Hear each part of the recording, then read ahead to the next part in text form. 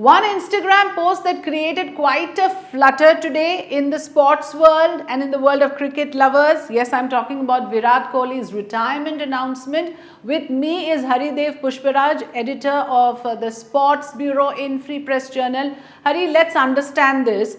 After Virat's announcement of hanging his boots for the T20 format, now he has announced his retirement from the test format.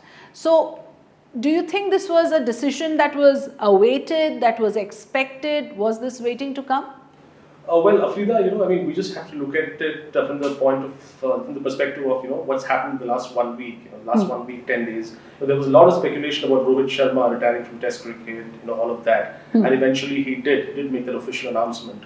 Now, I think Kohli taking this decision, I mean, obviously a lot of people would be befuddled by what has happened. But to be very frank with you, I'm not surprised because I did see this coming. Because he hasn't been in the best of form lately, especially the last major Test series being in Australia, where he just got 100. And this is not the Virat Kohli that we know. I mean, who was playing at his absolute peak, in the 2016 to 2018 era. He is, I mean, of course, he's supremely fit at this point in time. He can still, if he wants to, play on. But I guess, there gets a stage in a player's career where, and Virat is a very smart, intelligent cricketer. He realizes where he is at which stage of his career he's standing. So I think he's taken a decision which is, which is in the best interest for him. And also in the best interest of Indian cricket and going forward. So yeah. So if we look at the timeline of things, and you mentioned this, that this comes close on the heels of Rohit Sharma's announcement. Yeah. So now, of course, the next question will he be playing the World Cup? Is that something that he's aiming for? Has he planned his retirement in a staggered way for different formats?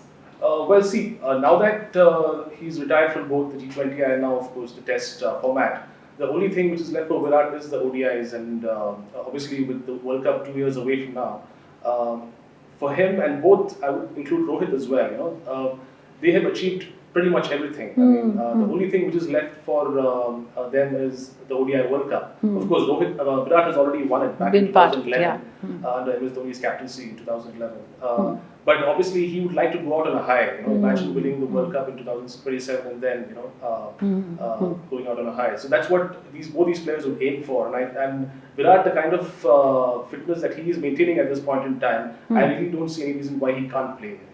So that's what I wanted to ask you, since you have reiterated his fitness a number of times. Is this premature? See, it is interpretative. I mean, of course, there are people who would feel that he could have played on for a year or so, maybe. Given his supreme fitness levels. But I feel that Virat would obviously want to focus, obviously he's got a very young family, and that is another factor as well. Obviously when you get to a stage in your life, it's also about life, not just about your career. Yeah, they learn to prioritize. You have to prioritize, and obviously after the birth of his second child, I think he probably realizes that he would want to give a bit of time at home as well, as much as he's giving it to cricket. So has fatherhood prompted this? Is something that you are trying to hint at? I'm not trying to say that is the reason. The reason, but that could be one factor. Factors. Obviously he would not spell it out, so openly as we're discussing it. But I'm suspecting that could be one of the factors as well. Yeah.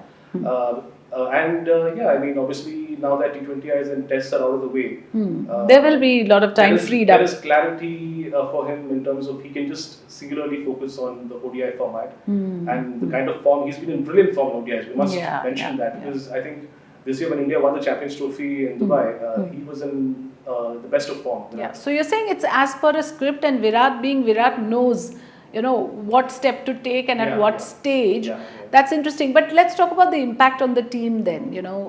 Would it affect the morale? Would it sort of, what sort of consequences do you think this would have for Team India? See, the younger lot of players in the team who are coming through the line, all of them have watched these legends on TV growing up, and then rubbing shoulders with them coming into the dressing room. They sort of idolize both these legends, Virat and Rohit, both of them, and not having them in the dressing room, guiding them, mentoring them, would be a bit of a dampener for them. But I feel, look, India is a professional, the kind of depth that we have, the bench strength that we have, it's unbelievable, to tell you frankly. So I don't think we have enough players. We have the likes of Shubman Gill, who's already been talked about as the next captain, test captain. So you have a very talented bunch of young players who can take the team forward, the nation forward. So I don't see that as an issue. But yes, of course, these are huge shoes to fill. Yeah, absolutely. So it won't be easy. There will be a transitional phase where there's going to be a bit of a struggle and a bit of a tough phase. Obviously, with the huge tour of England coming up in June, July.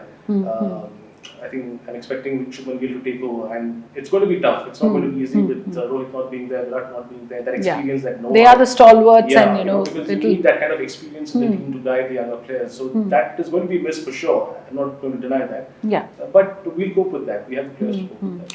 So one final question: given the current circumstances, the way IPL was suspended, and now of course ceasefire, truce has been reached. So do you think that suspension itself is a bit premature? I'm digressing from Virat, but I wanted your opinion on this as well. See, it's not premature. I don't see it as premature because, the way the whole Indo-Pak situation was panning out, to be frank, even I thought this would go on for a week or so. Nobody could have predicted. The hostilities were so intense. Intense, and, so I don't I can understand why the BCCI took that decision because, especially with the foreign players involved, they had to make sure that, the first thing was to ensure the safety of the players and make sure that they're comfortable. And only then can you, because what happened in Dharamshala, the match getting called off midway, and then, I don't think that match should have gone on in the first place, but it did. But yeah, and it was the right decision to take at that point of time. Yeah. But now that hostilities have ceased and things are looking better, I think probably we might get IPL going in the next 1 week or 10 days perhaps. Okay, there could be a resumption. There could be a resumption. Yeah. One last question on Virat.